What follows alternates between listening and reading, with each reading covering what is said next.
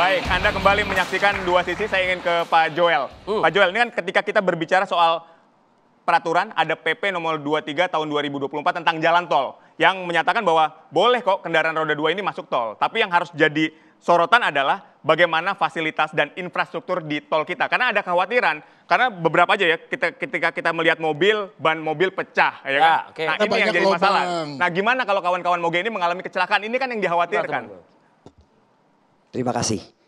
Yang pertama Pak, tadi kita belum selesai menjawab.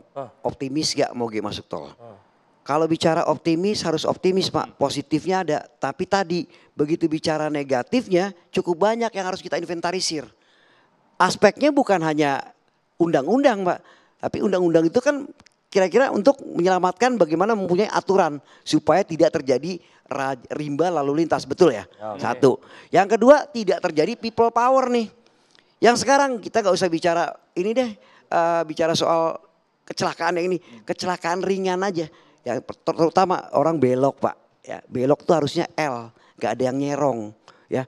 Bagaimana dengan pada nyerong Pak Joel? Itulah ya, tadi balik lagi disiplin dan lain-lain.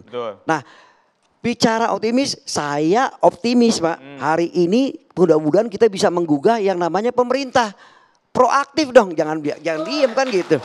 Anda pasif, ya nggak akan terjadi. Pak, saya ingin tambahkan. Silakan. Saya baru baca undang-undang peraturan pemerintah yang disebutkan tadi. Ya. Itu memang boleh motor roda 2 masuk ke jalan tol. Tapi harus ada jalur khusus. Ini nggak ada jalur khusus, bagaimana suruh di situ? Ada jalur khusus ya? Harus jalur khusus.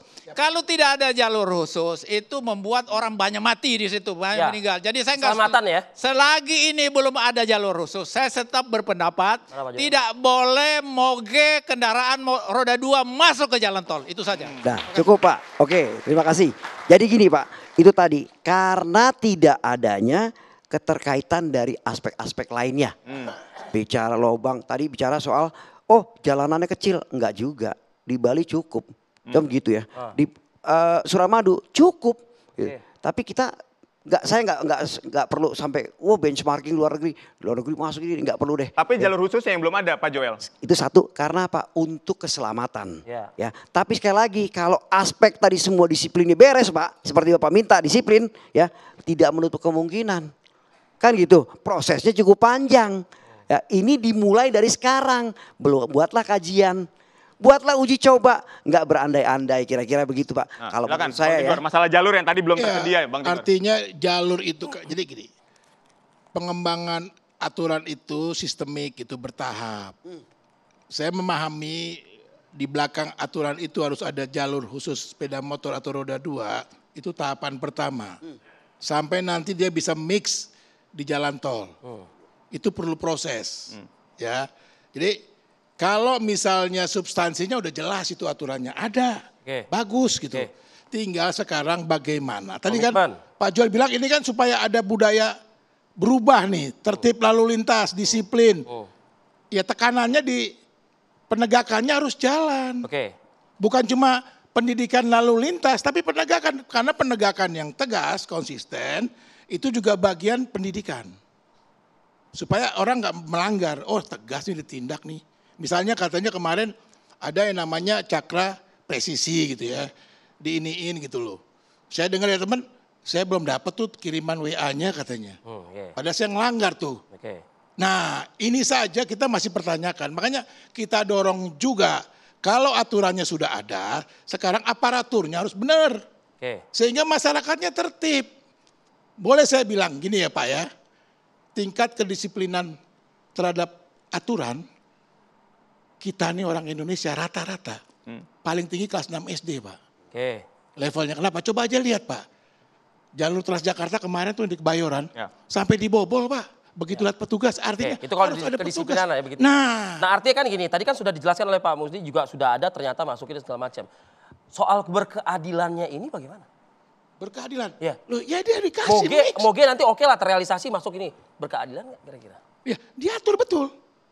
Ya. Tidak ada sengketa di jalan gitu. Tidak akan ada ketimpangan nanti. Iya. Kalau bicara keadilan Pak, negara tetangga kita Pak ya, tidak ada jalur khusus Pak. Tapi kesadaran dan edukasinya mereka dapat dari pemerintah. Ya, itu makanya, contohnya, Pak ntar Ir, dulu, sebentar dulu. kita harus pelajari sebentar betul. dulu. Contohnya Jangan gini. kita lihat di ujung sudah jadi. Proses menuju ke sana mereka, itu kita harus pelajari juga. Dari betul. Singapura, Malaysia, Thailand, Pak. Motor kecil boleh masuk tol, Pak. Betul. Tidak ada, ntar dulu sebentar. Tidak ada namanya jalur ini dipisahkan. Enggak ada, Pak. Edukasi, Pak. Betul, setuju saya. Makanya tadi saya bilang Pak Ir, kita jangan lihat di sini di ujung nih Pak. Nah. Mencapai ke ujungnya itu gimana mereka. Prosesnya. Kita nih maunya instan. Oke. Latah gitu loh. Oke, terima kasih.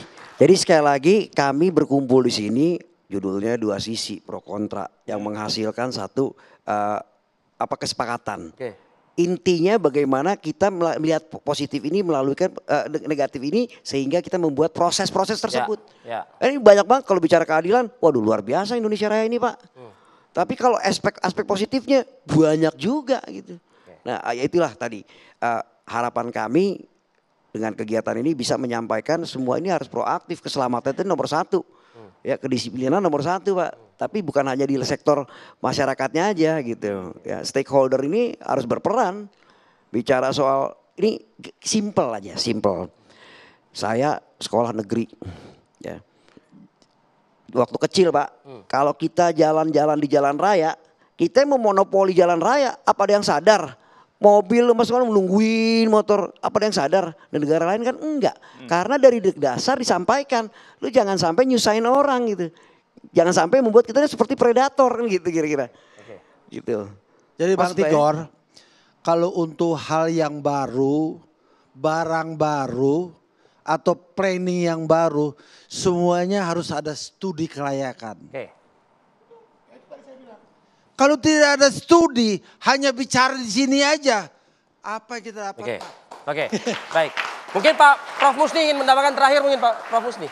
Ya, jadi yang harus kita lakukan ini, setiap undang-undang yang kita mau buat atau peraturan yang kita buat harus ada studi kelayakan. Nah. Apa dampak positifnya, apa dampak negatifnya. Jadi jangan karena kepentingan politik sesaat buat undang-undang, akhirnya korban rakyat. Nah ini barangkali edukasi yang kita sampaikan ke seluruh negeri ini, terutama kalau bro kita teman-teman ini yang selalu berkuasa bicara selalu ini. negatif, pasti yang negatif terus. Ya. Itu Ini bukan bukan solusi, negatif, tapi ini bukan negatif terus. Oke. Ini bukan negatif, Makanya beli tapi motor, bro, edukasi beli untuk motor. kebaikan bangsa, Pak.